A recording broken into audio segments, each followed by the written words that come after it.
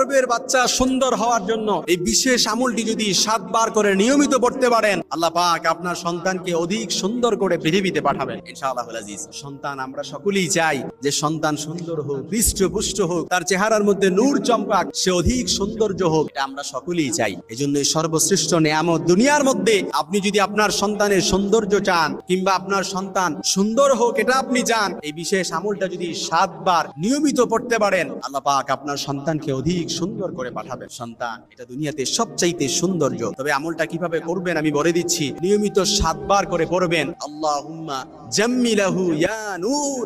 এই দোয়াটা একেবারে সংক্ষিপ্ত দোয়া, আমি আবারও বলে দিচ্ছি। আপনারা ইনশাআল্লাহ এই দোয়াটি 7 বার করে নিয়মিত পড়বেন আল্লাহুম্মা জাম্মিলাহু ইয়া নূর, আল্লাহুম্মা জাম্মিলাহু ইয়া নূর। কিভাবে পড়বেন? এই দোয়াটা পড়ে 2 হাতের তালু একসাথে করবেন। একসাথে করে আপনি যখন ফু দিবেন, হাতের তালুতে ফু দেওয়ার পরে 7 বার পড়বেন, 7 বারই ফু দিবেন, কিংবা 7 বার পরে একবারও ফু দিতে পারেন। পড়ার পর হাতের তালুতে ফু দিয়ে আপনি আপনার এই পেটের মধ্যে মাসেহা করবেন। দেখবেন আল্লাহ পাক, আপনি আল্লাহ পাকের কাছে চেয়েছেন, আল্লাহ পাক আপনার এই সন্তানকে অধিক করে পাঠাবে, যার চেহারার মধ্যে নূর চমকাবে, যার চেহারার মধ্যে আলোক উজ্জ্বল ঝলঝল করবে ইনশাআল্লাহুল আজিজ।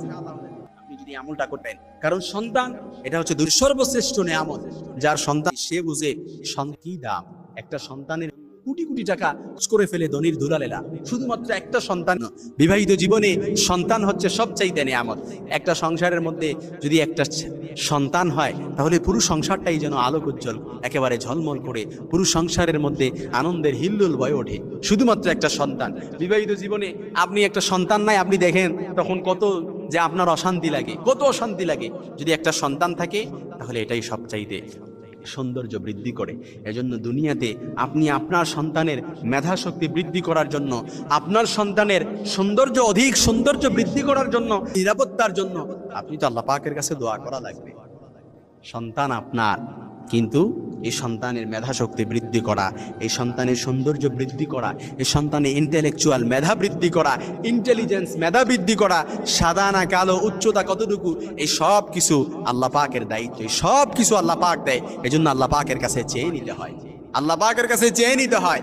আপনি সন্তান সৌন্দর্য হওয়ার জন্য, নেক সন্তান জন্য আপনি আল্লাহ পাকের কাছে দোয়া করতে পারেন। সাইয়েদানা ইব্রাহিম আলাইহিস সালাম যে দোয়া করেছেন, আপনি আল্লাহর কাছে দোয়া করেন, রব্বি হাবলি মিনাস সালিহিন, আয় আল্লাহ আপনি আমাকে নেককার সালেহ সন্তান দান করেন।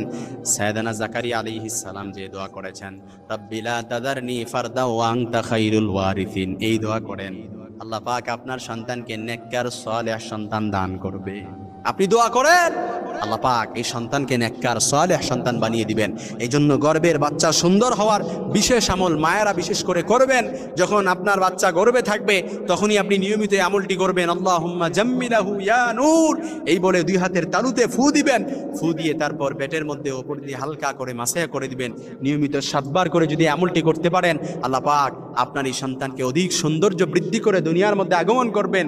আর আপনি যদি এই সন্তানের জন্য সব সময় দোয়া করতে পারেন, এই সন্তান নিরাপত্তার দায়িত্ব, এই সন্তানের প্রোটেক্ট নেওয়ার দায়িত্ব, জিম্মাদারি তো স্বয়ং আল্লাহ তাআলা নিয়ে নেবেন ইনশাআল্লাহ।